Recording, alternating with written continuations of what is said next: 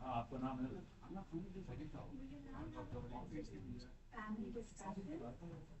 The topic is lessons from Chintan Shivir on organ donation, organized by Ministry of Health and Family Welfare.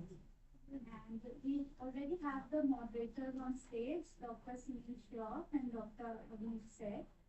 And for the panelists, we're inviting Dr. Anil Kumar, Dr. Philip Thomas, Dr. S.K. Mathur, Dr. Kunal Sarkar, Dr. Harsh Chaudhary, Dr. Raj Mani, Dr. Deepak Gupta, and Dr. Ashish Sharma. Please. One more chair for Dr. I'm comfortable here. I can Ashish can. For coffee. Stage me. For lunch was very nice. So if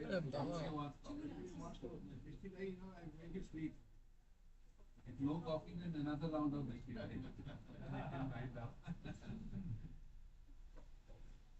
Okay, so I'll request Dr. Anil Kumar to just tell us a little bit about Chintan Shiva, and then we will take each slide that we take. Thank you, Dr. Abhishek, and good afternoon, everyone. And it's a first session we are having a first panel after the lunch. And Chintan Shiva, as you know, means deep discussions on focused areas. So in this, the whole mandate of this Chintan Shiva was to look at the reforms which are required for augmentation of organ and tissue donation and transplantation in India. So that was the whole mandate of this Chintan Shiva. So how it was planned, there were 10 themes. We can go to the next slide. Yeah, go to the next slide. I'll do it someday.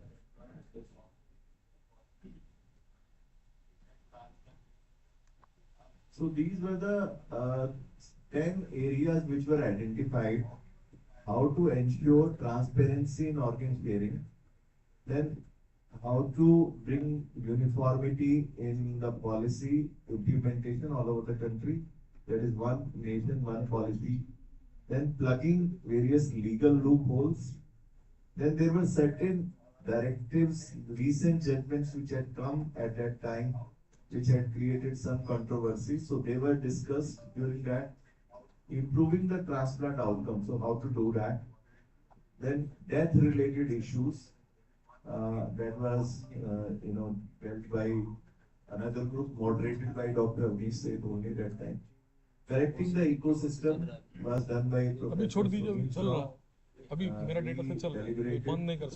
and on this and then how to correct the ecosystem of organ donation and transplantation in the country. Dr. Mathur did, I think, one nation, one policy, and health insurance issues in organ donation and transplantation was moderated by me.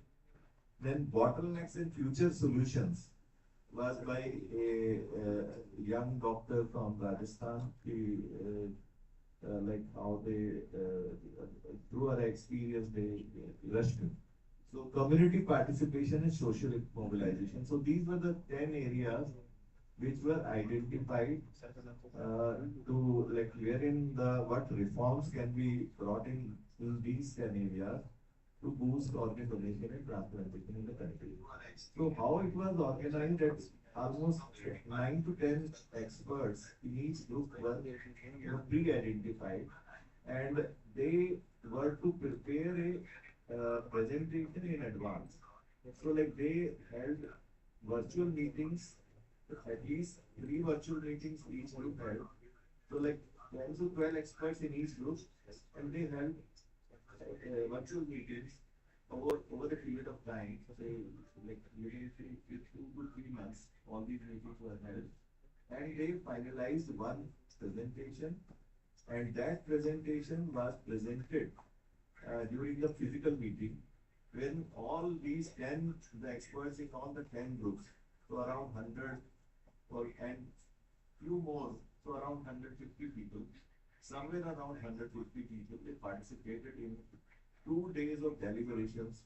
And since the presentations had already been finalized, and these presentations were, like 5 presentations on each, they were presented, and there were moderators, and then everybody gave inputs, and each slide by slide it was deliberated. So physical deliberation, and after that a report was prepared, and there were recommendations and actionable points out in the each thematic areas. So these were the areas which were discussed during this Chintan Shivir meeting. So then now we can take over, like what I suggested. Yes, Time is short. We took 2 days to discuss all this. We'll just pick up one or two important points and take it from there. So the Shlok, sir, if you can set the ball rolling your favorite topics of uniform definition and set. How important it is, like. So you have to get the GCD. Sound একটু তুলবে তো? Sound একটু বাড়াবে? Additional thing automatically clearly includes GCD that the first stage and then. So I don't think so that needs to be defined. The problem comes that organization need to, brain death. And that becomes a problem, especially in intensive care units. And if you want to get over that, we felt that we need to have a uniform declaration of death in this country, because there are 3 legislations where death is defined in India.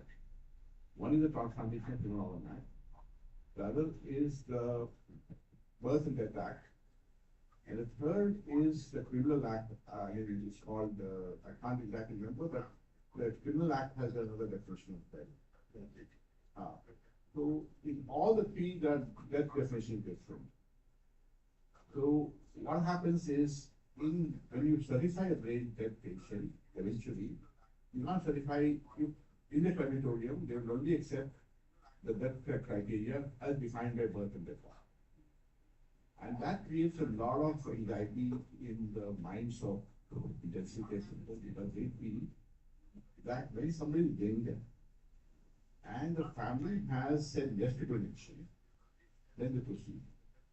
But if the family has said no to donation, then the care is continued till, the bills get escalated, and that creates a lot of ethical problems and challenges. So to overcome that withdrawal, when plaintiff is declared and plaintiff has said no to donation, we felt that we need something which has a uniform declaration of that.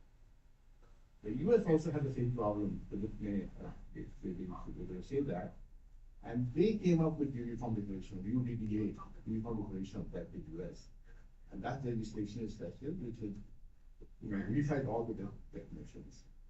So that's why we felt that to go forward in this country, and to get intensive care people on board as custodians of this program, we need to have a very clear cut definition of that there is no ambiguity. So yesterday in the party, we have all the critical care people at the back. So you are allowed to have a comment. Come ahead.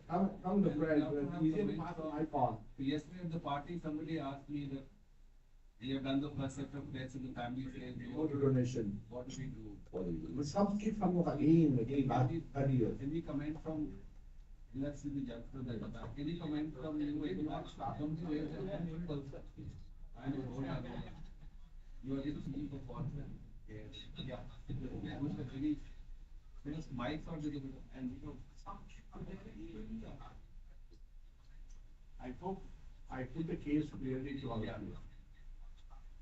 let's hear the. But there is still a confusion. We are still not aware. Yeah, hold the mic. Keep the mic close. Jaldi da, mic on.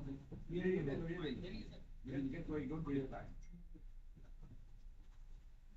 You are which I'm from Pune. have you done the presentation so far? Yeah. This year I've done, sir. And if you had problem with patients, you will. So nothing this year, but the year before we had an issue where we did both the apnea tests, we counseled the family, and after the second apnea test, the family was not going for organ donation. And then I asked this question to all our leading intensivists from Maharashtra itself, literally, what do I do? And I did not get a uniform answer from all of them. Everyone was giving their different words of what they practically what they do. So this is the journey. Going on circles of money, you know, the person here, and you are aligned with all the thoughts that we have. Firstly, it's an assumption that if your firstly, it's a premise that the patient is dead before you ask for the organ, isn't it? Because there's death going on. So you are dead if organ donation is considered, and organ donation not considered, you become undead. So that is not terrible, and that is not implied in the law also. Wherever it's defined in any act, it's applicable everywhere because the definition is the same. So it is an assumption on the part of a physician that it is not applicable outside of church. Okay. As for my practice, I remove the supports when there is no and I've had no problem. In fact, it reduced all the conflicts of the family, and there's a closure, and there is logic running through it. It's not irrational. No, you don't become undead because you're not consented to something. Now, initiated by Dr. Shaw, we have spoken and appealed to the Supreme Court. We are in the court section.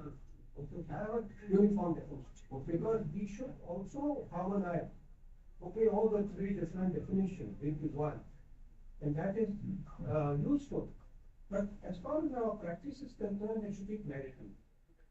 So when we should do great to bring that as dead. Dr. Mani, when you went to the your ICCM, Indian Critical Care Congress, big Congress, and you addressed this question in the big gathering, and asked the critical care people that are you willing to withdraw if the family has said no to donation? Believe me, there were only hardly 5 distributors who brought at least 500 people in the parliament. No, I agree, but so it is not depending on the number of people willing to agree. The logic is very clear. No, And one more thing I must tell you, in the Ministry of Health guidelines on the law, I mean, it's been introduced now. If there is brain death and not a potential donor, you can do so. Now the Ministry of Health is also endorsing this. See, And to be honest, we have the maximum problem in North compared to South on this issue. Believe me. So, Most of the people are very confident. We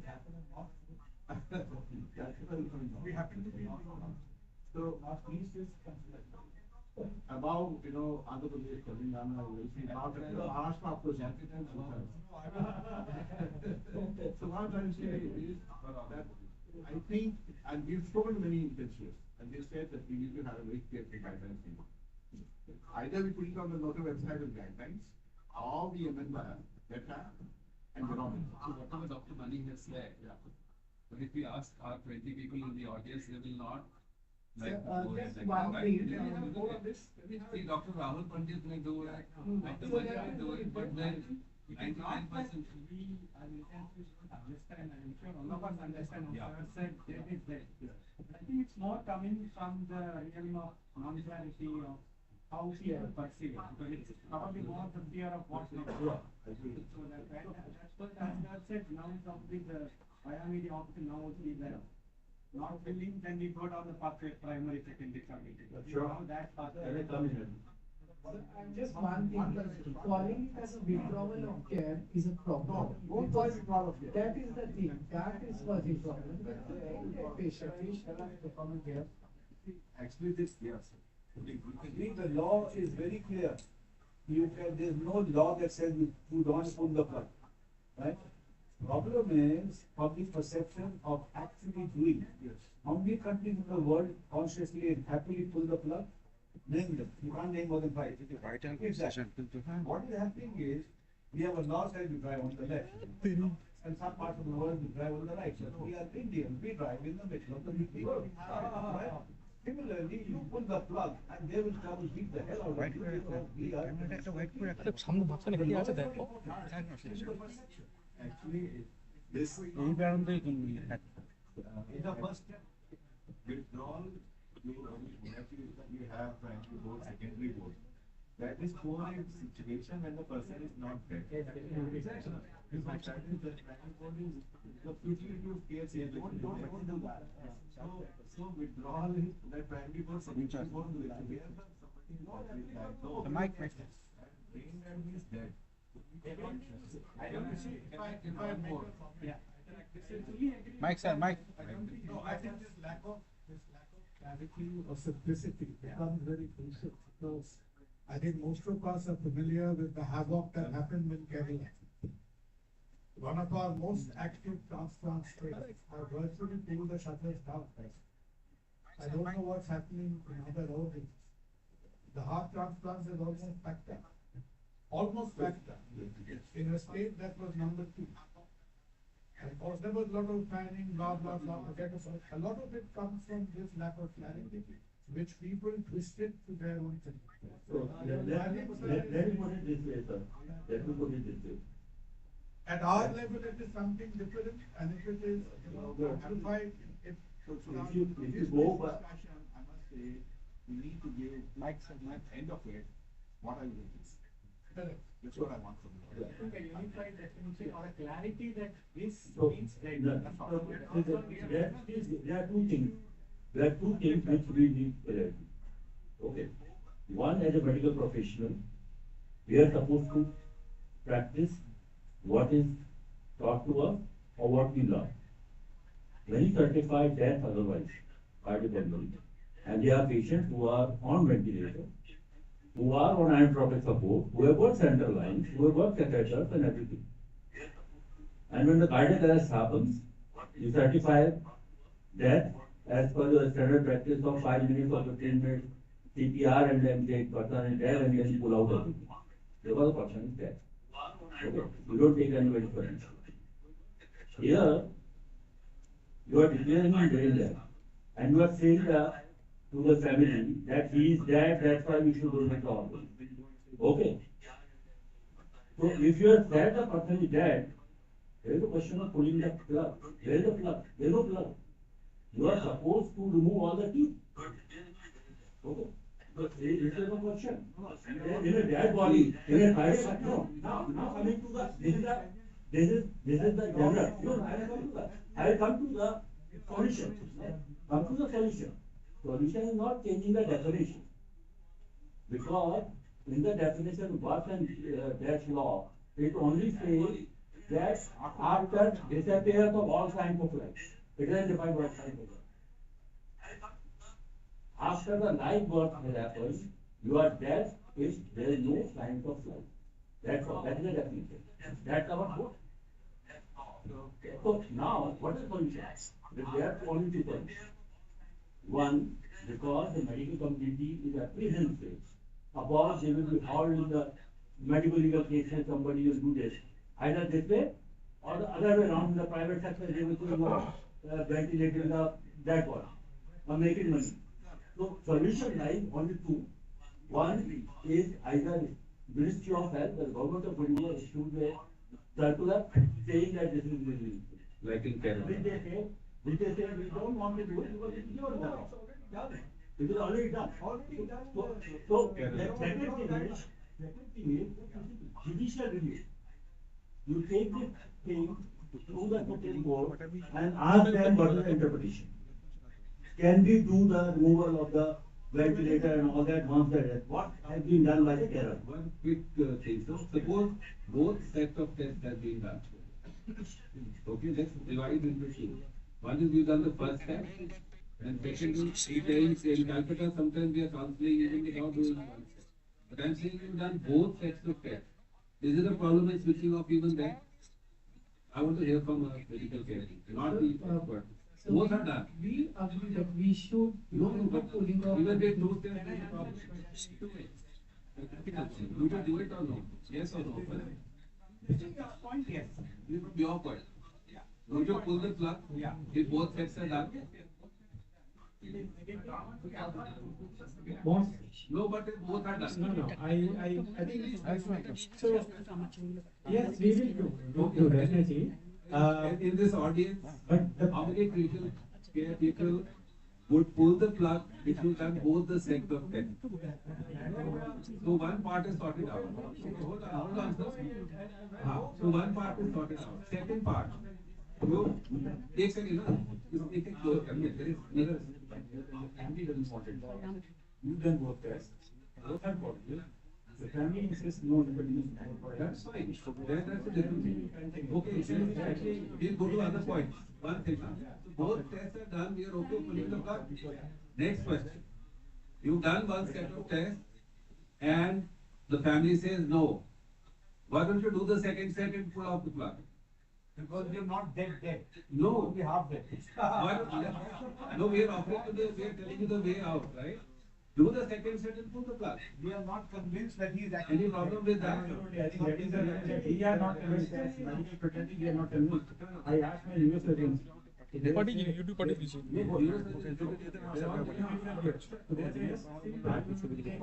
I'll certify the second unity. The non-second organ, I will not certify. So don't Misinterpretation of the TOA. TOA says that you have to follow the dead donor rule. When you first do a procedure, declare the person dead. So I don't think any of us doubts that. So I am actually pulling the plug. So now if there is a family, refuses, then you counsel the family. You take the opportunity to counsel the family. And then it happens. More than 90% of the Let's time. go forward now. So what we have done is, I think, to stop investigation of our party to know now. Once and That we have appealed to the court Yes. to give a uniform definition. So actually, at the moment, we have approached review. Just on this topic, we have actually requested to begin to get a law firm which will be involved only for this uniform information. It's probably going to come in soon. Noto will also be. We all agree that we need a uniform. Meanwhile, what people need is a solution. All this noise of critical care, and we are not giving them solution. That's what we're coming to that. That's what I'm saying. We can find our own solution. Yeah, we made all solutions. Actually, all it is, as a jugaad, we do it. So we document, we just say 2 tests done, so it's consistent with brain stem. And then we say patient agreeing for palliation, we go down that one. Now, of course, if the primary, I agree, sir, I agree with you. Sir, I agree with sir, but see, then we have to cover both bases eventually. So that is the reason, we just say that considering What's happening is, they are wanting to sit on. One second, Let's move forward. No, we have to commit either the person is dead or not dead. You can't be between two. Now, the solution that I offer is, that you state unequivocally that the patient will be dead. And that is the premise on which you are asking for We have to donation. keep it very short. Yeah, and if you are not donating, what the patient what will we be say dead. is considering that 2 sets of brain stem has found him dead. Discussion. Comments to one, either you have a legal ability to make and enforce. We are not able to enforce. This is like, I'm not going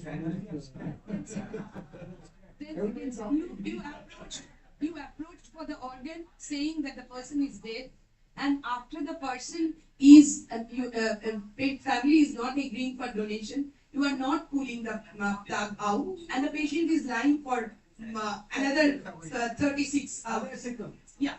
So that is Totally totally rational. So can we have an interim kind of, solution, if Supreme Court says something, or the law was changed? So can we?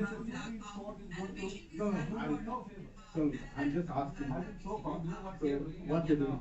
So Dr. Arindra, can we have an interim solution to this problem? We go around this drug test, we keep discussing whole evening. You are there. Yeah, so, basically what we thought of. Those our visitors. Yeah. What was initially thought of, that we will get the brain death included in the registration of birth and death act definition. That's right. So that was also a letter was written by Secretary Health, and we prepared the definition that this should be under the, because the current definition under the RBD Act says permanent disappearance of all evidence of life at any time after live birth has taken place. So that is the definition under the RBD Act. the permanent disappearance of all evidence of life. So if brain death is lost evidence of life, so it is a certified death, so we just wanted that all evidence of life either due to neurological criteria or due to so we wanted them to add that part, but they did not agree. They, like, even after the secretary has recommended, they said, we are not looking at it as a medical. কোথায় যাবে সে? That, we are saying. শুনতে পাচ্ছ? এখান থেকে শোনা যাচ্ছে। Classify it. তুমি দেখো এখান থেকে শোনা যাচ্ছে। Or tomorrow you can add third times also. And so we are not getting into those kind of conflicts. We are already stating that it is. Go through the court. So they are not, they are really our purpose in the mistake. So the whole thing problem occurs like the time of death. Like in case of a brain death situation, the person is like declared that at a particular time and that test tube. So this is the best way and so and the heart will stop to another time, another day. So that's all. So how to deal with that? Practical. Yeah. So I have to ask you one question. All the laws in the world, Okay. it's important to find. Are we following them? তো মাইকে কথা বলছে। And having the hospital staff beaten up, when we remove those view, heart stops immediately. Post breaks. No withdrawal of the support. Withdrawal of the support is So we are going to have a solution which show of hand, okay? We make it simple and till the ruling comes, till the count comes. Both sets of tests done will be switched off. Yes, everybody, if somebody still has a problem, you can talk about that. So that is sorted. Okay. Okay, you've done one. Okay, next step. Okay, this is the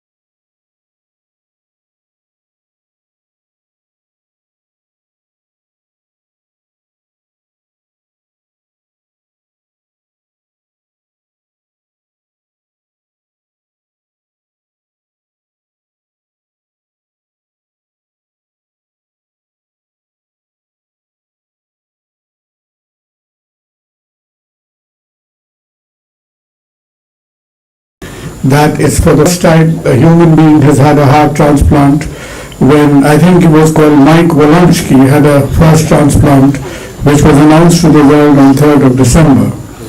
Ironically, it's a very humble hospital in the middle of Cape Town. If you have visited it, the term Groote Schuur actually means a barnyard in Afrikaans. So very few people in Cape Town are actually aware that hospital exists. It's not one of their principal hospitals at all. He literally hid himself because there was no brain death. We were discussing brain death so far. So the first the transplant happened when there was no certification of brain death, very few places in the world, and the first transplant was actually a DCD. So it was a DCD transplant that happened, and this is Christian Barnard in Groote Schuur.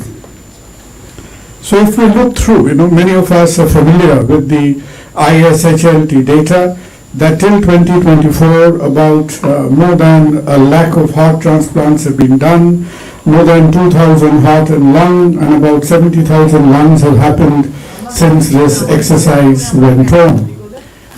We've discussed quite a few times the countries who are leading the path in terms of diseased organ donation rates, so I don't want to go through all this data all over again. Now let's look at what's happening in the Asian countries, because in India it is good to be optimistic, but the difference between being optimistic and triumphalistic is very fine. So we need to remind ourselves in India that we are still not there where we want to be. So Iran, of all people, are now leading the organ donation rates in Asia, followed by Israel, and we definitely have some catching up to do over here. Now, if you look at it from a different perspective, that we all know that what are the organ donation rates in the countries, but how have they improved? It's like analyzing your economics. You were somewhere 5 years later, 5 years down the line, where have you been? Have you really been able to improve yourself? That's the most important question today. So as compared to whether you forget about Spain, Australia, Croatia, Portugal, and even Brazil, whom we are very friendly with in this BRICS era, we really have not shown a quantum improvement countrywide. We are doing well in patches. So countrywide, if you look at the quantum improvement as analyzed over a decade, we still are pretty lazy out over there. The great majority of about nearly 6,000 plus transplants done over the world, it's been dominated by North America, or more precisely United States. If you look at the proportional contribution of Europe and the non-European countries, they really have not changed a lot. So if you map global heart transplants, that what has been happening over the last 10 to 15 years, global heart transplants are showing a modest rate of increase of around 5 to 7% per year. They haven't plateaued, it is increasing. The global numbers are increasing at 5 to 7% per year. The one-year survival rates have almost plateaued. I'll talk a little bit more about it in the one-year perspective, the short-term survival rates. Of course, in the last couple of years, we have seen a vast improvement in the adoption of DCD transplantation. DCD, which most of the time is organ preserved or the non-organ preserved. DCD over the since 2022, it's taken a great leap up from 6% to 24% as of the last year. So it's more than a quarter of all the heart transplants are now being done after circulatory death. We are familiar with this curve that over the different years, starting from the early 2000s right up to the 2020s, that if you look at the era-wise survival of heart transplant, with the improvements in immunosuppression and with the improvements in critical care, there is a era-by-era improvement in heart transplantation survival, though the difference between the last decade is not very dramatic. And the 1 year survival outcomes, both in the adult and in the pediatric segment, has somewhere plateaued in the 92. It's a very good number. It's a very healthy number. 1 year survival of 92 to 93% at 1 year is almost the same for the adult and the pediatric segment, but it seems to have plateaued. And there are critics, and especially in North America, the critics will look at this figure and say that this miracle is now tiring, that your 1 year survival, but I don't think it will get much better than this. It's quite good as it is. Universally, if you analyze what are the main risk factors of mortality globally, obviously longer ischemic time. People are working on various transport mechanisms, the beating heart, perfused heart, preserved heart, older donors, people who've been on ventilator for a long time, ECMO, and restrictive cardiomyopathies haven't done well. A quick snapshot in the next few minutes, what's happening country by country. Obviously, the great energy of heart transplant is led by United States, who are galloping now at about 15% increment per year. 15% increment per year, and this year United States would exceed almost 4,600 heart transplants this year. There are a lot many reasons why this is happening, but really what is not discussed very openly in the public, it is they have the American misfortune on one side is contributing to the organ donation rate, and it is really driven by the opioid or the fentanyl crisis, where they have a great many number of pretty healthy young people in the universities who are scalloped by the ambulance after they've been apneic for a pretty long time. So it is not road traffic accidents. It is not cerebrovascular accidents anymore, but opioid-related apnea is really giving them a huge supply of organ donors. Europe, with a population of around 30 crores, manages to do around 3,200 heart transplants every year, but that is including about 27 countries. China, I think we were very reluctant to discuss Chinese figures for the last few years because ISHLT and people like that were very pretentious, they were very profane, they would not discuss a compulsory conscription, organs being taken from prisoners. There was a little bit of fact to it and a lot of mythology. And if you now really dig up the Chinese data, you will see China with the equivalent population has really surged. They do less cardiac surgeries than India, but they do almost 3 times the heart transplants we do per year. Even in China, China being China, even in China there has been fundamental interventions in their organ procurement mechanisms. They've had various revisions in 2007, 2015, 2019, and it'll be a bit childish for us to think that all Chinese transplant is really, they're putting people on the firing squad and taking organs and hanging people and taking organs. So I just wanted to dispel the notion. I have some communication with them. That is a very childish thinking. And I believe the sooner ISHLT takes in the Chinese data, the better it will be for them. They have sanitized themselves. They have vast improvements in their regulatory mechanisms. The other country that catches the Asian eye right now is a country with a mere population of 8 crores, which is Iran. Iran has really improved leaps and bounds.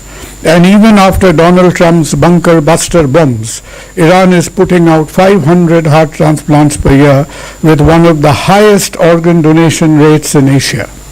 So for a very conservative Shia society who's living through a tremendous amount of sanction and constraints, again, a reflection in India that we in our stable society perhaps needs to sweat it out a little bit more.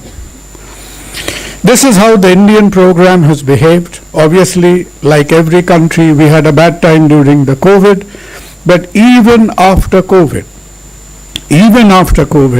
even after the efforts of some of our pioneers. The man who stands foremost is the efforts of Dr. Balakrishnan, without whom heart transplant wouldn't really have had the fillip it has in India. But even after that, we are still moving on second to third gear. I don't think we have moved into fourth gear yet. We really, the community of cardiac surgeons really need to introspect very hard. And this year, whilst we, in the initial, there was a lot of buzz and talk about we will cross 350, etc., but doesn't look like. You know about the data, heart transplant per million, so there's no point. It will make us look sadder and sadder. The question is the cost. How does heart transplant expenses in India compare to rest of the world? We are one of the cheapest. And here the theory of capitalism manifests itself, that the cheapest very often doesn't sell the most. So even at the cheapest cost of transplant, our supply chain or our capitalization mechanics is probably deficient somewhere else. It is not the cost. These are the same numbers. How is rest of Asia behaving?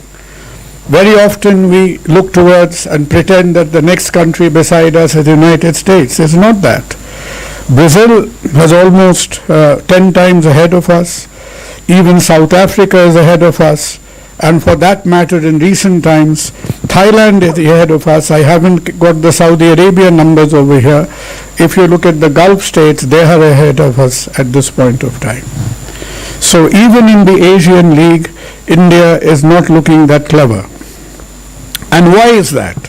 One of the main reasons, towards the end, it is because us, community of cardiac surgeons, we are tremendously happy in India. I said this to the Indian Association for 2 years in running. We are extremely happy having performed 3.5 lakh operations this year. But there are certain benchmarks mandated by the World Bank and the World Health Organization that how much we should actually be doing. Not in terms of disease prevalence, but in terms of healthcare infrastructure. Currently, at 3.5 lakh cardiac surgery, we have a 60% shortfall of what is expected of the Indian manpower and the Indian infrastructure. If you did a specialty by specialty analysis across, and it is this shortfall that is reflecting across conventional heart surgery, heart transplant, and many other things.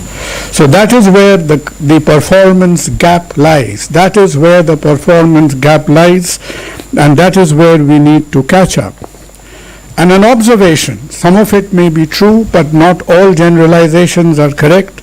This is a complex economics chart which says that disease organ donation and transplant activity is very often a variable of per capita GDP and health expenditure. Money is not everything, but resources given to healthcare is probably relevant. I think sometimes earlier, probably today, xenotransplantation was discussed.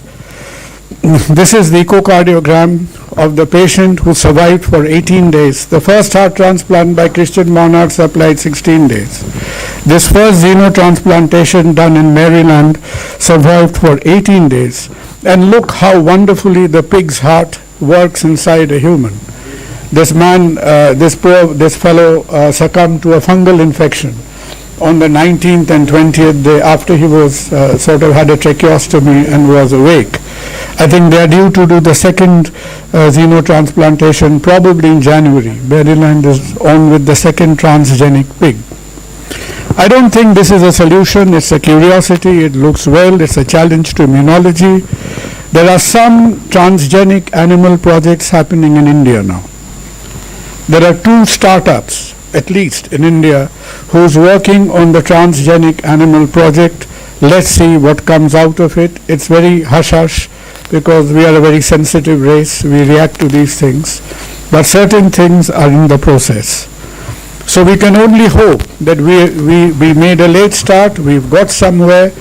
But all of us combined together in the background of greater mobilization of disease organ donation, heart transplant is something which is looking a bit lazy, and we have a lot of catching up to do.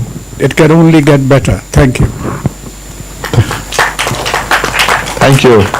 excellent overview of global transplant scene, and it will hopefully will get better in India. I think for the first time in the whole heart transplant journey, internationally we crossed that 5-digit figure, and we're doing more 10,000 about heart transplant now.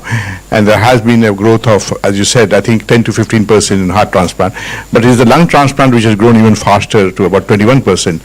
So, coming back to our Indian program, because that's what we want to see how we can grow further. If you see the heart transplant, have I over time? Second.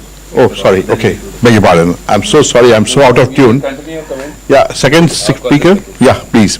So I would like you to think about this. If you think about India, actually there are just about 3 or 4 units which do regular heart transplants in the country.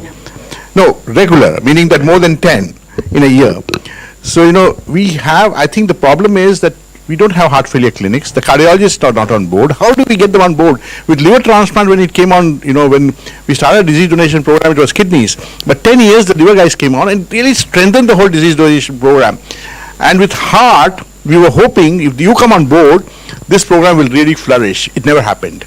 And we're still waiting for the cardiologist to get on board to start heart failure clinics so that we get more patients on the waiting list. Because when you have a recipient, when you have a donor, sometimes you don't have a recipient available. Sorry, carry on, Jigasa. Sorry. I have the answer to that after. Yeah, that's why I thought I'd just throw this question to you. Thank you so much. Moving on to the last session for the day, liver and kidney transplant. I'm so sorry. So, Dr. Debashish Das, our second speaker for the session, and he will be talking to us about progress in Eastern India, in the heart of... Sorry. Good afternoon, everybody. Thanks for this opportunity. It's a daunting task to speak after Dr. Sarkar, but I'll try and do justice to tell the eastern part story here. So, can I have the slide? Okay, I'll open from here. Yeah. So, as we all know, I think Dr. Shroff did mention that about, not having enough recipients. I think that is one of the main things that I wanted to talk about when we talk here. I think in spite of this being a fairly routine activity in many parts of the country now, it is still, it's still a very exciting journey to embark on this, because this was around 3 months ago when the last transplant happened. This is the same road I took while coming here, and it was entirely different. And they created a green corridor when we're taking from one of the public hospitals to a hospital very close to this hospital for a transplant. And it is still very exhilarating feeling to see this is a donor heart, and this is just around, say, 3.5 hours after that this beats beautifully in another recipient who was miserable with heart failure. So I'm going to skip this, but I'm just going to talk about one small thing here, because Dr. Sarkar has elegantly covered this. Indian thoracic organ transplant has progressed to a significant extent, but there are still important bottlenecks. In spite of that, I think if you concentrate on the South and Southeast Asia, I think we still do a significant numbers, but definitely not as per the population that we have. And again, India's story actually started in 1968, and again, this was a DCD donor when Dr. P.K. Sen did a heart transplant. This was probably the 4th or 5th heart transplant in the world. So I think from there, and then 1994 when we actually had the legislation to do it, when it was done in All India Institute. So from there, the INSHLT, which is the Indian Society of Heart and Lung Transplant, actually organized a database for us just to see as to what we were doing, and Dr. Sandeep Seth from All India Institute was instrumental in actually having this database going. He is literally he would reach out to each and individual surgeon, the cardiologist, and then do it. And so now we have a fair amount of authentic data as to what exactly goes on. And if you see, this has been the entire data which has been collected since 2012 till 2024, and this is the way it is collected. It is more like a registry at the moment, because the outcome data are still in a very, very nascent stage. When we come to the eastern part, these are the 7 hospitals in the city who are licensed to carry out heart transplants, and this is from the 2023 Intran registry, where India had done total of around 1300 plus heart transplants. And the COVID actually pushed the lung transplant number up significantly. And because of this, I think this is the map which was in the Intran registry as where does this activity takes place. So you can see it is still the green is the maximum, and that still is concentrated in Tamil Nadu. Gujarat is probably by this time a darker shade of green now. We are still in yellow, and I will talk about more this now. So what we did was, because our individual experiences of individual centers were limited in terms of number, we took the initiative of collating the data of all the centers who are there in Calcutta, because this is the only city where heart transplant has happened so far in the state of West Bengal, and we wrote it up and we published in the Indian Journal of Transplantation. From the data is from 2018 to 2023. And in this period, 38 transplants were done in 6 centers actually. After that, 5 more transplants. So the total experience of the city is 43. So it is small. If you see, it is probably more than 10 million people live in this city. And this has been the number of transplant across all the so every center started with lot of enthusiasm, including our program where I work. And after the initial enthusiasm, there is a bit of a lull of activity for the last 2 years, mainly because I think, as you mentioned, there is not enough heart failure clinics, there is not enough proper organized referral pathways. So in spite of we talking about heart failure patients, they are probably not getting the therapy that they deserve. Organ donation rate, I think both our ROTTO coordinators are here, and they do a fantastic job of keeping us on the information network completely. I give 100 points to them. However, if you see, compared to the population of the city, the organ donation rates are probably still on the lower side. However, it is still happening, but look at the organ utilization rate locally. We don't even utilize half of the organs which are available in the city. And why it is important? Why local organ utilization is important? Because if you saw Dr. Sarkar's slide, one of the main outcomes is dependent on the longer ischemic time. And if we use the organ locally, the organ has the best chance of survival. So that is the entire logic of keeping this entire endeavor in a manner that maximum organs should be utilized within the minimum possible geographical limits to reduce the ischemic times. Most of the hospitals, we are the only country in the world where we use commercial airlines to fly human organs. So I think we are limited by that, and that is the whole thing that every state goes through. Even if you take the Tamil Nadu data, they also went through a phase of paradoxical low organ utilization rate. There were times when there were organ, and in this city there have been, both our coordinators are here, and they would say there is no recipient in the city across all the listed centers, and it has happened more than once in the last few months. So I think that is another thing, that we do not have ready recipients across all blood groups where we can utilize our organs locally to have the best organs, to have the minimum ischemic time. However, in spite of that, this endeavor has actually started. So out of these 38 patients that were done here till 2023, 13.1% were actual out-of-state retrievals. More than 1 hour flights were basically, as I said, they were used, 2 of the hospitals actually used a non-commercial flight, rest of them were all commercial flights. And of course, in this duration, through NOTO, fewer hearts were transplanted in other states as well. So these were again sort of the age range was around 20 to 58. They are predominantly males, again mostly, and across all centers, 5 patients succumbed to this. So we had a mortality rate, a relatively high mortality rate of 13.1%. Again, dilated cardiomyopathy was the commonest in this subset of 38 patients.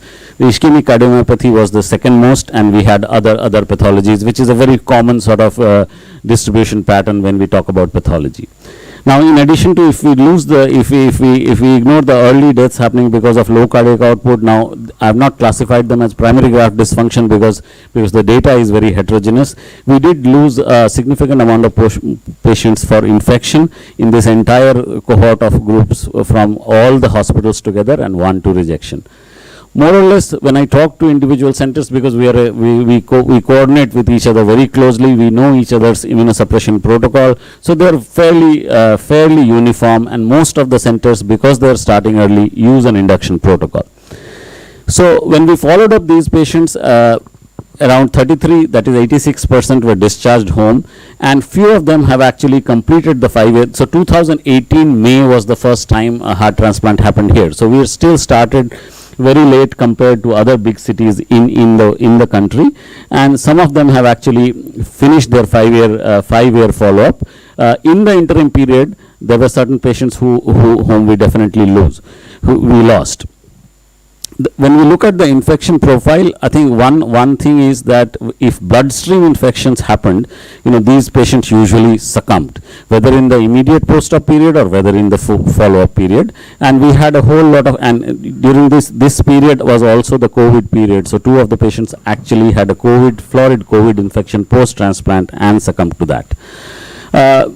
We did have rejections leading to 1 fatal rejection. 2 of them were actually treated with bolus steroids and pulse steroid therapy. 1 was actually a cardiac allograft vasculopathy, which was one of our patients, a relatively younger patient, 13-year-old, who's now doing with immunomodulation fairly well. She has actually completed almost 6 years post-transplant. So the common complications that we faced as a small cohort of all centers together as an early experience was early low cardiac output state. Some of them were PGDs, COVID, sepsis leading to fatal bloodstream infections, cryptosporidium diarrhea, also pulmonary complications with aspergillosis, multidescendant COX, and even pneumocystis carinii. Coming to lungs, I've just touched upon them very briefly. There are only 2 centers. One of them is this particular hospital, who are licensed to carry out heart transplants in the city of Kolkata. There have been 4, with 1 successful discharge, which was done in a public hospital here, and that patient has actually finished 1 year. So we had a relatively high mortality rate. We had infections in the follow-up period. As I said, there is a hurdle of low organ donation rate, but I think our main challenge is to have enough sufficient recipients so that most of the organs are utilized locally to have the best outcome. Otherwise, what happens is, I think the ischemic times are longer. I think and we always have this thing that there were donations in this city, and such a populous city with 7 centers licensed to carry out this particular procedure, and we don't have a ready recipient. So I think in addition to that, our wait list and our ROTTOs, we have been talking about them to have a dynamic waiting list based on patient's acuity rather than it is currently distributed in a fashion which is not very transparent. So that is also something that we have spoken to them, and it is in place to have a dynamic waiting list, prioritizing according to the acuity of the patient, like the recipient. And also, I think organization of heart failure clinics, as you said, proper utilization of MCS patients getting a priority over others, because sometimes you literally have to plead your case to ROTTO that, look, I have a patient on ECMO or IBP, and this needs to be prioritized. Just because we got the last organ does not mean we can't get the next organ, because this patient is really sicker than the other. So in addition to funding being one of our main challenges, post-op infections, logistics of organ transplant, post-transplant surveillance and follow-up, our main problem, I think, is organ utilization. Of course, all these initiatives of promoting organ donation is an amazing initiative and should continue. I think we, as the surgical community of this, I think we should collaborate more with our cardiology counterparts to actually have a healthy recipient list. So in this part, we still get a lot of lay press coverage, and we don't mind it, because at least it leads to more awareness. Because if you see, these things should not even come to the newspaper, but they do. But I think they do a positive thing of at least adding to the awareness. So if you look inside, I think the main bottleneck is not having a healthy recipient list in all the hospital. Also, I think we made a little bit of inroads into collating data. At least these 40 patients have given us some local insight. I think we'll continue to collaborate, because ours is a very small community of heart transplant surgeons in this city. And with leaders like Dr. Sarkar in place, I think we are able to collate our data fairly quickly. So we have made some initial inroads, just like our entire country has. We are a tiny part of it. Collectively, we just hope that we will take it further in a better fashion. So thank you for your attention, and I'm glad to be here. Thank you. Thank you. Thank you for an excellent insight. Devashish is Vice President of Indian Society of Organ. Wonderful. I mean, excellent presentation. Two people shared, Yeah. the Jain and Vikas and, yeah. So Dr. Jan is the current one. I'll probably take up after a year. So Wonderful. I mean, excellent presentation, great insights into the, what, it's not been, I know it's not easy. What you've done is remarkable, actually, in Calcutta, despite, but the best, coverage for organ transplantation stories are heart transplants. yes. They give you the best positive stories to the public. So that way it works wonderfully well. I think the bottleneck is with our cardiologists. They have really not progressed. I'm being very honest because I've seen this problem everywhere, including Bala's kind of, program. They don't refer the patient till the patient is so very sick that they're not even transplantable. And unless we get over that, I don't think so heart transplant is going to progress. We have seen it stuttering for so long in the country. I only wish you guys can get your cardiologists on board and get a robust heart transplant program. The utilization of hearts in the country is pretty good. You have utilized, 50%. The Western utilization is pretty to 30%. So utilization is not bad actually, to be honest. But we need to go further. As you said, our numbers are poor. Yes. I'll lead you into a trade secret. And the trade secret basically is, in India, the Indian program never really took off. Even with all this, and this mind committed suicide over. But It needs a heart. It needs a heart. Jump start. You take this. Sir, that's all. You see, I don't know how it works for the other organs. I'm sure it is almost late. You see, heart transplant never really kicked off in India till you had focused, dedicated units working on heart failure. Yes. If you have a mixture of plumbers and heart failure people, it doesn't work that way. Because the plumbers are forever focused on fixing pipes. I'm a plumber, So honestly speaking, with all the hoo-ha that happened around, because even, if units like AIMS could lose interest after a certain time, because they were inundated with the other workload. So till until, let us be frank, till until people like Bala took over the mantle of focusing, and he was supported, focusing on heart failure, he made such a good job of it. Subsequently, you look at what's happening in Hyderabad. You have these focused heart failure unit coming up. Because if you mix up popcorn with biryani, you're not going to get either. So this is the crisis. This is where we are stuck. Is I think if someday we have people who are focused on this therapy, because people who have one eye on a LED lesion and one eye on heart failure will obviously get more attracted by the LED lesion. It makes more sense. So, but anyway, we have to progress through this fish market. Let's see. We all have a LVAC program. Oh yes, we have. Yes. We have, yeah. We have. You see, we have apart from LVACs, I think we've done 270 ECMOs. We are the largest ECMO program in the country during COVID. Nobody did half the ECMOs we did countrywide. We've done 270. So you're using LVAC as a bridge? No. You see, very few people in India can use LVAD as a bridge. In the whole city, there has been about 5 LVADs done so far, most of them as destination therapies. Okay, I don't think, very select centers in And out of this cohort of 38, one was a patient who was Currently, the transplant number stands at 49. Yes. The last number is 49, the next one will be the 50th. How many of them were on LVAC? So one patient was on temporary LVAD, a BIVAD, basically had a centromag to both LV and RV. That was. Cost of heart transplants between Nagaland and Nagaland. These heart transplants don't cost more than $10,000 to $20,000. So the actual cost for heart transplant on an average is between 20 and 30 lakhs in India. Yes, yeah, absolutely, yes. Much cheaper than the liver transplant. Yes, it is much. So hopefully soon you guys will come on board, support the transplant program, because this is multi-organ. Exactly. Yes. And unless you guys come on board, this program is not going to grow further, believe me. We'll still remain in the under 1 per million population heart transplant rate. Iran has progressed because, despite being a Muslim country, They have a very good counseling, family counseling, the way they approach. I met the people on the ground. You know what their conversion rate is? More than 90%. Honestly? Yes. In fact, he claims 96%. Then Pallavi gone. Can I ask you all, will you all be prepared Pallavi is to here. put I found NRP the for the heart? DTI Foundation Sorry? people there. Yeah, happily. Yes, yes, yes. Because we are all, the circuit, that you circuit for an NRP, you see, whenever we do all these sort of crashing cases, cardiogenic shock and all that, very often we cannot we cannot recourse to the full-fledged AV ECMO. The full-fledged AV ECMO with your CyMed, oxygenator and all that is one hell of a lot of expensive. So we use the interim circuits. No, that's not what I mean.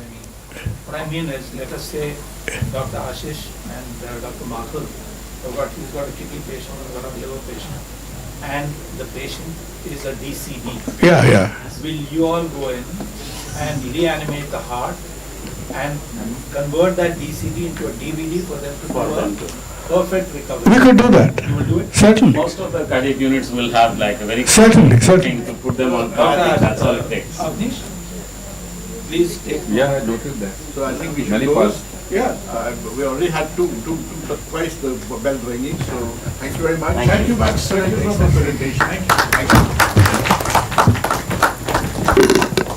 Thank you, dignitaries. Thank you, speakers. Last session for the day, liver and kidney transplant.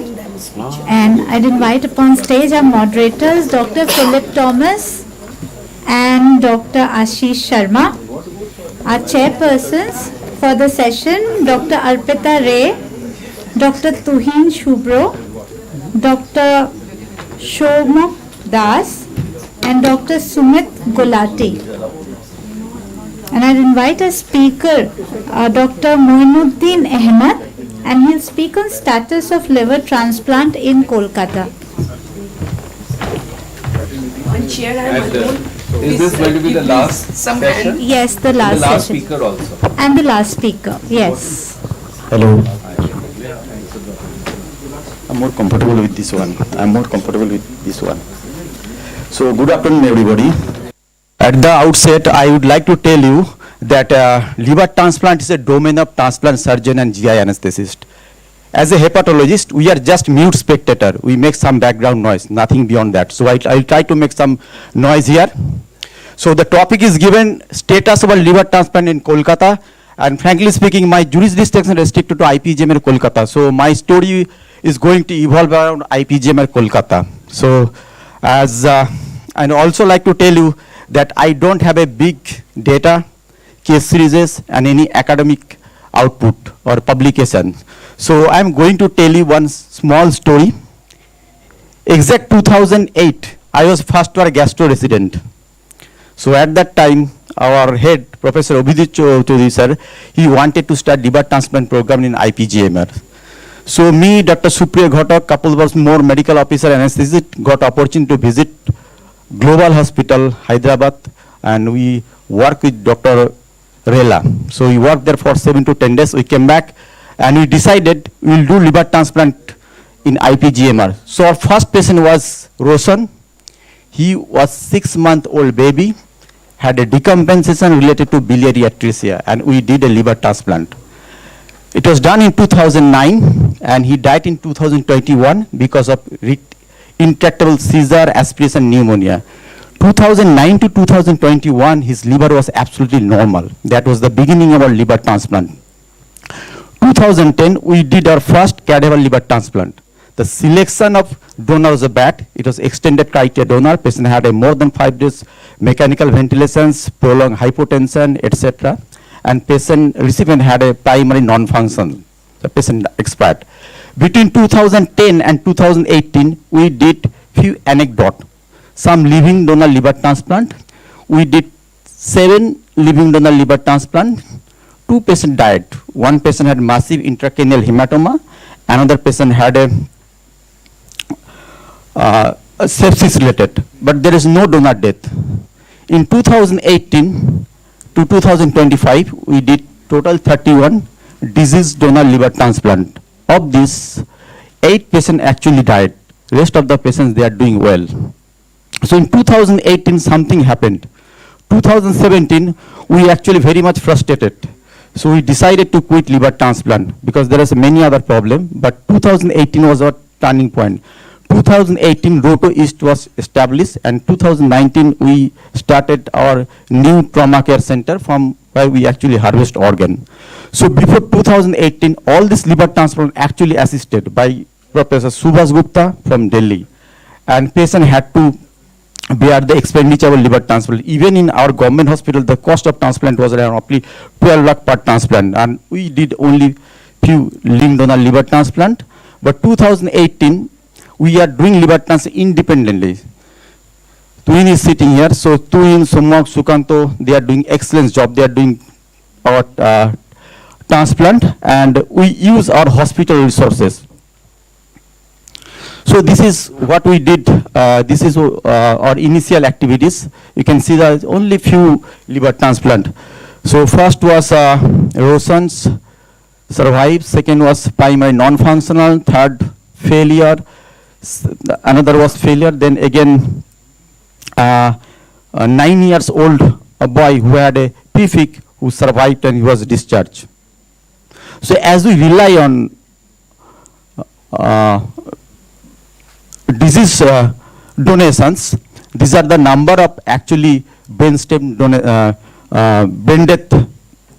So between 2018 to 2025, we witnessed 139 donations. Of this, almost 50%, 69 patients actually from our institute. So it is a single hospital driven program. So we contribute more than all other hospitals together. And if you look at the number of transplant in our hospital versus other hospitals means the Kolkata Apollo, they are doing very good job. So 2018 we started, we had only 4 transplant in our hospital, rest 3 in, I think is Apollo. Then 2019, 20, 21, we had a few liver transplant. 2022, 2023, again we had a COVID, so we had a very few number of liver transplant. And 2025, we have done 5, and rest of the transplants are done in other hospital of Kolkata. And if you look at our own enlistment versus liver transplant, 2018 we had only 5 enlistment. Of this, 4 patients received organ. Then we, 2019, 2020, 21, we had a COVID, so there is less number of enlistment and less transplant. And if you look at the 2025, more people are coming for organ transplant. We have, so far we have enlisted 32 patients, and we have done only 5 transplants. So major problem is organ supply or disease donations. So this is a nutshell. So far we have done 37 liver transplants at IPGR, rest of the transplant done in other hospitals. This number actually is very small number, but it has a deep meaning. If you look at the transplant in India, more than 97 liver transplant done in private hospitals. So one had to indicate they are ready, they are mature, they have achieved the epitome of the medical care.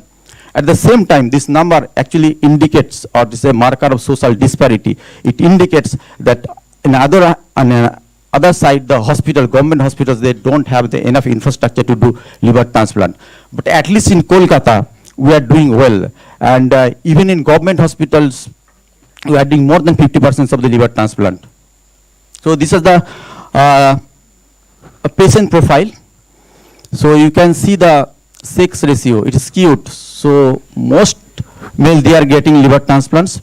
So male outnumber female. If you look at the mean male, it is around 19, range around 90 to 98. If you look at the etiology of liver transplant, NASH and alcohol, they contribute most common etiology. Viral hepatitis, relatively uncommon. HCC, 2 patients had HCC. And if you look at the ALF, ACLF, none of the patients received transplant. This is because these patients are very much sick, so most of the patients actually die or they survive. And if you look at the post-op mortality, we lost 8 patients. 5 patients had intra-abdominal bleeding. 1 patient has cellulitis, sepsis, diet. 1 patient had anastomotic stricture. So that patient had complete cutoff, failed to do ERCP, and biliary systems were not dilated, so we failed to do PTBT, later died. And the last patient died because of the primary non-functional. This patient died actually 2 years back. The donor was actually 76-year-old diabetic patients. And 2 patients died after 1 year of liver transplant. So one patient had alcoholic hepatitis 4 years after liver transplant. During COVID, he stopped all immunosuppressants and started consuming alcohol. And second patient, same story. Patient had alcoholic hepatitis and he expired. So as we are immature, and so we always prefer the standard criteria donor. So when we get extended criteria donor or marginal donor, we try to avoid it. So far, we have included 4 marginal donor. 2 patients had biopsy proven steatosis, is a frozen biopsy. 1 we declined. The patient was allocated to another hospital. The patient died. And 1 organ we actually allocated to Delhi. This patient receives organ and later patient was discharged. Second extended criteria donor is just I mentioned, that 76-year-old donor, 20 years of diabetes, patient received multiple CPR, and we actually retrieved this organ and transplant was done, but the patient died, patient had a PNF. And 4th patient, actually young donor who had a sepsis, was COVID positive, we retrieved the organ, we did the transplant, and we discharged the patients. So summary, even in government hospital, liver transplant is feasible, and we have done it. But we have many barriers. Every time we do transplant, we ask the same question: can you sustain it? Can you scale up it? Can you go beyond our comfort zone? That's a deceased donor liver transplant to include more living donor liver transplant, and the answer lies with policymaker. If you have a good missions, visions, strategy, and intervention, then we can do liver transplant. So for that, you need to build up your infrastructure. We need to have a more non-transplant retrieval center. We need to have both public and physicians, and we must consider the cost of transplant. Even in private hospital, the cost of transplant is a 30 to 35 lakhs. So most our people cannot afford. Thank you.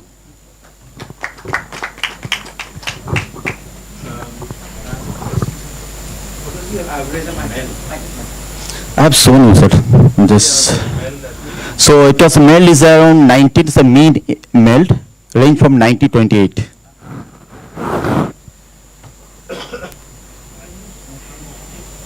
think great job. I've been to your hospital and I know how busy you guys are. And despite that, you have done an excellent job leading with, the government, public sector hospital leading away in liver transplant information. I think this sets an example. Is the only public sector hospital that has done a lung transplant in the country. Yes, sir. Yes. So it's an amazing job. There isn't a second public sector hospital in the country which has done a lung So what you need to do is, you need to have probably better brain death identification, certification. I'm sure you get much more than what you projected. There are many missed opportunities, and you could become a center of excellence, showing the whole eastern kind of part of India, where everybody looks down on the east and says nothing is happening. So that can totally change with your hospital, and with dedicated people like you, if you're there, I think you can really set the benchmark and do things, amazing things. And this has been an excellent eye opener for us. Some of us we didn't know that you guys are doing so well. The credit goes to the GI surgeon, not us. Yeah, that's really They have to excellent. mentor others also. Yeah. They have to mentor others, Yeah, which I have absolutely. pointed out. Absolutely. But, simultaneously you need to do multiple things. But that awareness needs to come in our medical faculty Yes, sir. more than the public, to be honest. Public is very giving. You saw the eye donation in Kolkata. Every day you have 5 eye donations, and those are only families coming forward for donation. So I don't think so there's a problem in public domain. The problem is in our hospital domain. Get your hospitals right. Those green corridors which Dr. Kunal showed need to be in the hospitals now, not necessarily on the road. The police is very, very cooperative. So create those green corridors in your hospitals, get the processes right, and you'll fly. Thank you. Correct. Will you be willing to accept DCD, NR? I think it will be difficult for me as a hepatologist, so No, they haven't. You mean have they started yet? No, No, no. I'm asking, willing to Sir, accept. as of now, we are No, they can, because technical they can. challenges like DCD and Not DCD rapid. No. DCD NR. But if they wanted to assess it, So I should get into a comment here. I don't think that in Kolkata the intensivists are yet decided to go on with DCD. Apollo Suresh is very interested to do DCD, but yet not had started DCD. And NRP is not in has not been used in Kolkata. So these concepts will be relatively new with them as well as our intensivists, as well as it needs some push from the administrator and people like us who are working as motivators. So I'm not in. I was once joint director of ROTTO, and I had been there for 5 years.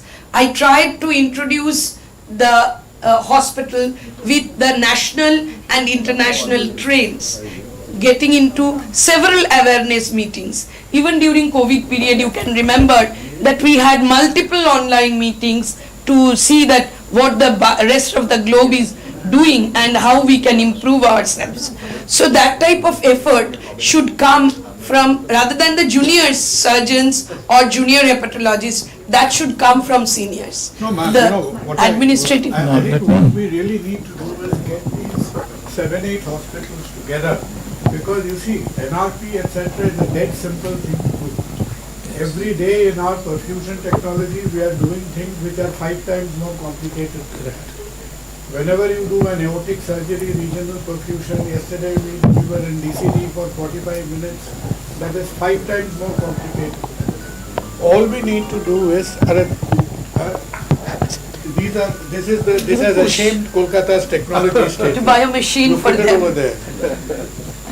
We are back to primitiveness. So I think, let us get together, 7-8 hospitals together, simplify and put together what are the fundamentals of DCD. If we are interested in normothermic regional perfusion, how do we get it? Yes. We just have to demystify it. My contention is your primary non-function happened in what you call an extended criterion. But my submission is that it was because of the high pressures. Yeah. 3-4 pressures means your liver is going to be escaping. Now, if you have got a patient who is heading in that direction, they are willing to donate. You go to DCD, he just said he is prepared to do your NRP for you. It should be doing this. No, You will have within 3 hours, you will know if this liver is working or not. NRP is basic perfusion technology. Yes. There's nothing. Your liver, you will know if it's working or not before you explant it. That's correct. Absolutely. They are willing to work with you. You won't have the risk that you had. With DBD, the patient can get very unstable. Sodium is out of the book. 3-4 pressors. Apnea test has made the patient unstable. The liver enzymes are shooting now. You can circumvent all that if your cardiac surgeon is willing to support you. You'll have pristine organ to transplant. I think Which we'll you know organize is going to that. work. We'll get the transplant units together and have like a 1-day session on the basics of DBD and NRP. Because it all sounds very intimidating now. Actually, I think ROTTO should come forward to organize a workshop. And you have got a wealth with you here. That's a question I asked him. Are you willing to come into NRP even if you don't get the heart? He said yes. He's going to come and work for you. Sir, your idea is well taken. We'll come forward with the good You will never find in the world somebody willing to say yes. We've transported 14 patients from ECMO. That is far more difficult than doing an NRP. Exactly. But I'm saying, in any Much country, more if you ask the complicated cardiac circuit. surgeon, will he come and start TA NRP for your lung and, your kidney and liver? Are you crazy? I've got better things to do. He's willing to help you. After you do 1 or 2, they've got a. Then they'll do it themselves. Yeah, absolutely. They've got a. Then you will do it yourself. Cardiac. But he's willing to stand with you first. Yes, sir. I think we will organize it. This is your We will have a DCD and an RP sort of session once in a day. We have 3-4 centers doing multi-organ transplant here, liver, kidney and all. We should, at least yearly once we should meet once at least. Initially, yearly ones will not do. Initially, some more frequent. Manipal and Delhi has proof of concept. That liver is working pristine, making bile on table. 4 hours of NRP. One specialty helping the other is the way to go. And they're doing it with an it is so easy. For them it's so intensivist doing it. Yeah. He's willing to come and do it for you. That's true. And I think it takes a lot of courage to put all these figures, especially mortality figures. So Yes, very that's well done. Yeah, very well. So, I mean, one question I want to know is that has the mortality rate increased over a period of years, still remaining the same? Because being a low volume So only 31 liver transplants. So we cannot conclude anything. So I think the numbers have What we concern about So things the are getting intra- organized more and more day by day.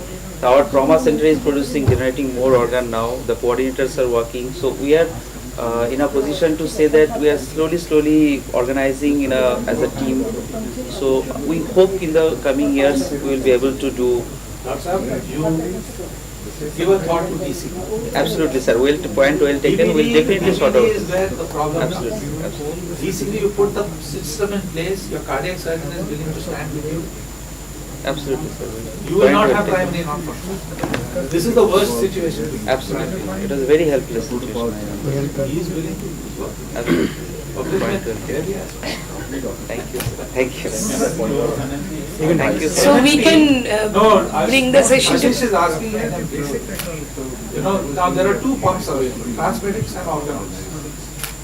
Transmedics pump is $100,000 to put it on the ground. Organox is about $60,000. So, whereas NRP, I think in US it is $7,500 to run NRP, which is divided among the organs which are there. Okay.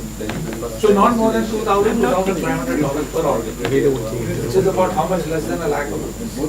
Okay. And you are getting an organ which you know is going to work. If it's not working on NRP, you say, oh, he's saying it's cut. First point with it. Whereas with DBT, you are stuck. Where is it? I have covered that in my previous talk. So this is a very good question. Use NRP as a proof to get familiar with everything on the DBT. Where you think 3-4 cardiac arrests have happened, enzymes are running to over, 4 times upper limit of normal, 3 times upper limit. You say that yeah, we will do NRP for some time in the DBT patient to see if it's clearing lactate before you explant the liver. Yes, you can actually get it as inotropes. Wait for a couple of hours, see the liver improves, the bile is coming. More sure that okay, this liver is working. All these pictures, figures they showed of Brazil is increasing, all on DC. All the growth in the last 3 years in Western Hemisphere is DC. DBT has plateaued and is coming down. So this is going to be, I think, a major growth area everywhere. It will not be. That's why, sir, we are now You in have a to say position something. to do only comfortable. Jo jaldi. Shiksha, please. We request. Sir, there are 2 young kidney transplants, nephrologists, transplant physicians, who are waiting for something to say. Requesting. मुझे लगता है कि इधर ही बात कर लेते हैं, अलग से स्टेज में चलने का कोई जरूरत नहीं है सर। मेरे के बाद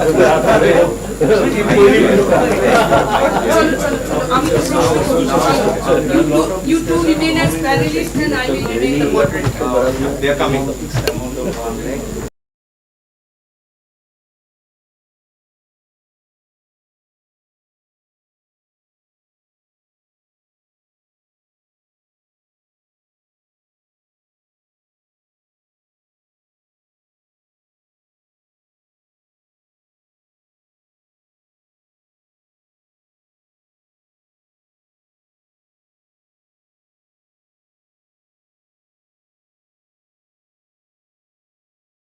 Yes, let's start. We'll invite a second speaker for the session, Dr. Arpita Ray. She'll talk on kidney transplant and the road So ahead. instead of speaking, Jikasha, I am taking as a moderator and I will ask questions to Upal and Abhinandan that how our deceased donor program can go well. So in the morning I had presented data that we are having living transplant in the magnitude of 1,000 per year, while in the deceased donor transplant we are stuck to 22 to 25, 26 per year. Only seven donations for 18 organs. 18 organs. And sometimes we are not crossing 16 donations a year, giving rise to 28 or 26 kidneys a year. But the dip is Whereas we are having living donation in the magnitude of 1,000, suggesting we have no dearth of infrastructure and technology. So what do you think? Why staggering around this deceased donation program? So in my opinion, madam, this is just keeping apart the administrative and the policy related part. I think they are in place and they will be managed well. On part, what I have seen is that the general awareness is extremely poor, low level. So minimal effort on ours, from my side, in whatever medical forum that we are allowed to speak and invited to speak. So instead of speaking on dedicated kidney topics, I have decided from last year to speak on the awareness of disease donor. So I have already approached Association of Physicians of India. They have a huge pool, and I am doing multiple programs with them, with the general physicians and the consultants, so that to raise awareness. They cater to a large awareness in the large medical community. Yes. So that they can suggest transplant. Yes. They can support whenever a person is taking the decision of transplant. Abhinandan, anything, any suggestion from your side? Another thing, I think it should be coming from the government. I think as Mero was a part of the ROTTO, the carving the unrelated transplant to a bit. I think probably the Chennai model, which you can see, it has risen just because they have carved the unrelated transplant. One thing we cannot put into the system, that is the government involvement. They either have to take it on their own. You and me cannot do it. I think. Madam, you have seen the Chennai model. What happened in Chennai? In part, yeah, sure. Because the health secretary did that was an eye-opener. Eye-opener. So what we can do on our side is every ICU, I think, that every ICU on the side of it, long time back, Noto had said this, that every ICU where the audience sitting area is there, it should have the videos going around, exactly. Videos going around that how good is organ donation to give life to other people. And all the awareness things that are going on is actually sensitizing more and more our community, so that in small scale, small areas, we ourselves can perform as resource The persons. doctors are getting sensitized. I'm not telling the doctors are not aware of that, but it's still, the hindrance comes from the patient point of view. When the request for the donation comes, You feel that public awareness is still exactly. We are aware, but public is still not aware. We can when we try to convince them, that becomes the ultimate hurdle. Most of the time, they are not ready to donate the organ. Buzz is much less. The buzz is, I guess, is much less. So Identifying organs, but it's not getting donated. So public awareness, we cannot take hold of the responsibility for the whole thing. Then we have to distribute the responsibility through NGOs, through social media, more and more involving the print and audiovisual media. Sir. Who asks for consent? In your hospital, who is asking for consent for organ donation? It is the ICU, initial conversation is done by the critical care in charge of the ICU, initial consent. If you remember what Lalita was talking about, see, sometimes it is better to de-link that. She used the word decouple. That has been a successful model for obtaining consent. You see, when I have talked to people about who should ask for consent, I have often used this example that the best people are the ladies. Because when a man is facing a tense situation, the usual tendency is to fight or flee. With women, they stand their ground. That is a fundamental, I don't know, biological difference. Most hospitals have said grief counselors and they are ladies only, sir. So they are the ones who you can train. The grief counselors. Yes, and the counselors. Counselors. So if they can be trained to progress from grief to timing of the request. Timing is very critical. You know, we are surgeons. You can do the best surgery at the bad time, it won't work. Timing is very critical for success. Yeah. So every attempt that fails should be debriefed. It will become a reason to succeed later. And the ICU intensivist or whoever it is should be able to talk to them to remove roadblocks.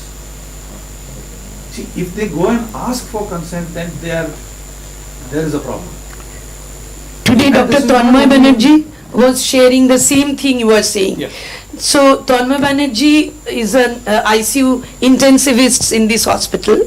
Yesterday, when we were in the meeting, he was telling us that one brain death is ripening, the situation is ripening. And today, he told that it was a wrong delivery of request or some misspelled request which led to an answer of no. So what Philip says, that it was either not made in time, I don't know the exact situation, or the words phrased were not appropriate. It was either not made in right time or not in appropriate words. So that is also very important. So there should be a protocolized training for all the grief counselors. They should speak in the same word. Yeah. Sir. Actually, law says that the doctor in ICU, he has the legal responsibility to request for, to make inquiry. It's not request. First is inquiry. And he can take the help of transplant coordinator. So, transplant coordinator is only to support him or her, जो भी law का है. क्योंकि treating doctor is different, but ICU में जब patient admit हो जाता है, so that becomes the custodian of the patient. तो क्योंकि treating doctor suppose comes from medicine, वो वहाँ से आके देख रहा है, या comes from cardiology, वो आके देख रहा है, but ICU में जो intensivist है, so he is supposed to make inquiry. And now we are making a rule that there will be fine on the doctor if he has not made inquiry. So like there will be at least 25,000 rupees of fine if we get a complaint that the person had not made an inquiry regarding this, whether the person had pledged or not pledged. We have already proposed fine of 25,000 rupees and we want this to be notified because practically nobody is making inquiry, and there is a provision which is a mandatory to make inquiry and request for donation after the second determination of death. That is in the rule, it is written after second determination of death, but after second apnea you have to request for donation also. So that is there, but we get complaints that nobody asked us, nobody, there are mails with us complaining from the family members, किसी ने पूछा ही नहीं. Yes, so my only contention is the intensivist generally is very busy inside the ICU. But there is somebody on duty, the doctor on duty in the ICU, whosoever is there, he has the legal responsibility of requesting. No, the legal is there, but I'm just saying for success of the program. Yes. He is busy inside the ICU. Family is sitting outside on the stairs. That is, he can take the help of transplant coordinator. That is where you need a counselor. Yes. They are the people who are undergoing grief. Yeah. So the person in the ICU is unaware of what is happening. Yeah, but The time patient. to time, the So doctor managing comes the out and family. briefs the situation. When he is coming out to brief the situation and he is sure that the patient, we are going to lose the patient, he can introduce the grief counselor in a way that she is a social worker, she will be helping out and will be... But if you take Dr. Avinish's model, that grief counselor has to start when GCS is 3 in the first part. No, that is okay. That is okay. That is the time thing I'm telling you. alert. When he comes to that brief, time the alert that should the go patient- to the grief counselor that there is a patient who could become a donor. Yes. So that alert can go. So But that is where I'm asking who makes the request. Huh. How the family has to be primed. I want to answer that one. yeah. So but legal responsibility is not of the transplant coordinator. It is of the doctor. No, I That agree. the request is done. Absolutely. Request What is you are done. saying is absolutely right, but for our colleagues at the back, what we want to all say is that when the treating person breaks the news of death or brain death, we do not talk of organ donation at that time. That is what we mean by coupling. You want to make them grieve for some time, right? But when request for organs has to happen, it should not happen at that time. That we are promoting a group counseling model. So when we meet them for the first time for organ donation, it should be not the critical care alone, not the transplant coordinator alone, it should be 3 people together. The neurophysician, the critical care and the transplant coordinator. She takes a back seat. They break the news. They digest it. And then in the second meeting, the transplant coordinator takes the lead. But again, she is not alone. Again, we are recommending that the nursing chief or some admin person should also be there. अकेले तो करना ही नहीं चाहिए. UK and all have given up UK and all have given up single counseling for a long time. Hardly will find a treating doctor there. The key is for the family to accept that. Yes. If you don't do that and you ask for organ donation, you never get a yes. So decoupling is Decoupling is the most important. Decoupling is very important. And what is more important again is having a trained counselor making the request. And the multiple studies show a trained counselor's success rate is over 60-70%. Yes. An untrained person's success is 20-30%. Yes. So, and we actually Pallavi is This not is here. happening in Manipal. So now we have a presentation. Somebody is going into Dr. and Arpita, not please listen to qualified me. is requesting. Please listen to me. Pallavi had a presentation. I wish she had brought it, and she had done that. The presentation is no is not always a no for organ donation. Believe me. So in our situation, many families have said no. Fine, that's their prerogative. You just support them. And then in that situation, many families, after some time, after that thing has been taken in, they come back and say, they live here. Yes. So many no's have converted to yes. So don't go by no. Sir, in Just give us IPGML support. I have seen Don't after ask. 48 hours. Don't ask. Yes, expect after a no. Everybody will say Expect no a no. first time. First reaction is no ही होगा. That is we very have seen natural that. reaction. So no is not always a no for donation. So remember that as well. Many of those no's, 1/3 of the no's became yes. At least 2 days. You have That seen. is another key which you have guys seen. should know. That no is not always a no. Okay, I think the law we need to change the terminology transplant coordinator. Definitely. Social worker. Grief counselor, Or whatever. family counselor. The moment that Family transplant counselor. word comes, Ah. because the family asks who are you? And the moment say transplant coordinator, it becomes. Counselor, not even coordinator. Family service. We usually introduced by social worker in IPG. Also, actually, Dr. Anil Kumar said it's already on They the will have cards. some voting or something like that. They I will change now, sorry, barge in because 4:30. Yeah, Don't yeah. leave everybody So- in this flight. Thank so you we very are- much yeah. for this. I think we had the best discussion in the last session. Very, very fruitful. So thank you very much and over to you. So we are closing the session. Yeah. Thank you, Upal and Abhinandan. I think you will remain active. It's been a And we wonderful have, day. in my presentation have shown, Full we have of, several wisdom, steps to wisdom. improve. And before The- we actually how call it we a day, I'd like to improve invite transplant, other things. Mr. Komal Dashora, Cluster Head, Manipal Hospitals, Mukunda. Yeah, sorry. Yes, for the vote of thanks. Good evening, everyone, and it is a honor and it is a privilege for us to be a part of such a continuous, engrossing discussion on this subject. And I would like to extend my warm thanks to first and foremost our chief guest, Mr. Dr. Anil Kumar, and sir came all the way from Delhi to and be with us all throughout both the sessions. And we have, I have no words to thank Dr. Philip. He flew down all the way just for this event. It definitely need a round of applause from all of us. Thank you so much, and that too on your own expenses. This is like we are. It was worth it for what he did. No, and Even money cannot pleasure pay. is ourselves. It was very good interaction we had, and we have a lot of learning, exchange of notes, and formal, informal. I was not supposed to be part of the micromanagement of this program, but suddenly the subject is very, very important and we deal with it day in and day out. So thank you so much again, sir. And definitely we have an extremely good panelists who are in panel discussion, whether it is Dr. Sunil Shroff, Dr. Harsha and Dr. Rajmani and Dr. Ashish Sharma.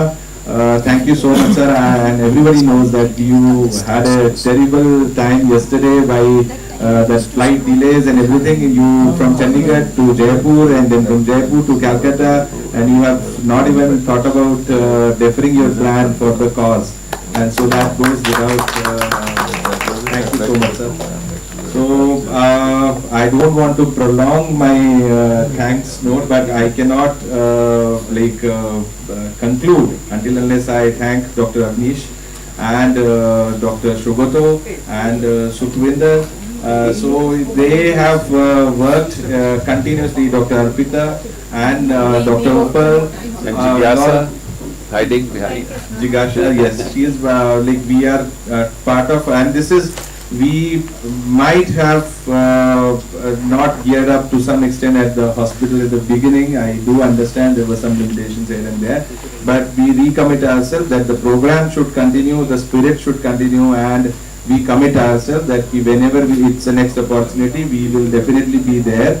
And for Sir Mohan Foundation, in case we can be of any help to set up an office in Calcutta, because none of our transplant coordinators are there without your certificate, sir. So it's an honor from to be with you, and we can do something about it and to make this thing awareness in the state, and at the same time we can utilize your good office which can be extended to Calcutta. So thank you so much, sir. And thank you to all my support staff who has worked day in, day out for this program. So I will like to conclude with this, and thank you so much, sir.